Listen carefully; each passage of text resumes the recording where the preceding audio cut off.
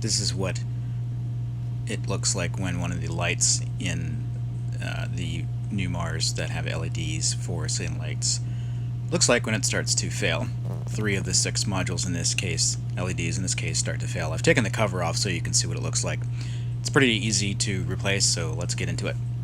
I'll be replacing an LED light up here. It's currently not showing any issues because I have the lights on low, and when I do that, it doesn't cause the problem to occur.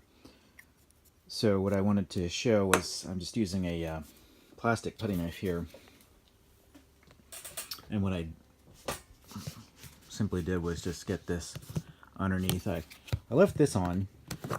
This unscrews to give me a little bit more leverage with the putty knife. I suppose it's not strictly necessary, but I wanted to give you a sense of what it looks like when it starts to come out. You can see the tab right here that holds it into the ceiling. This is held in really tight. It makes kind of a almost like a tape ripping apart noise when you're taking it down, and it sounds like you might be doing something wrong, but it's not. It's just really tight, and you need something like a plastic putty knife or whatever to get under here without obviously damaging this soft ceiling. But once you get this far, you can easily, start pulling it down with your fingers. So that's what I'm going to do, and we'll check out the wiring situation next. I've removed the module the module from the ceiling and pulled the wires out until I had these showing. So clearly there's just a couple of connectors here that I should be able to remove these 2 wires, and then crimp on again to the new ones here. So I shouldn't have to do anything particularly fancy to get this done.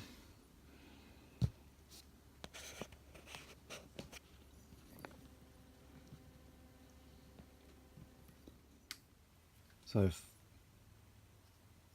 easy enough to flip that cap off, and then I pulled this piece out of there, just kind of pried it out. This just pushes down onto the 2 conductors that are in there. It's clearly designed for 2 different sizes of wire. So when we put this back together, we'll want to make sure we do this correctly, so that the larger wire is on the left and the smaller wire is on the right.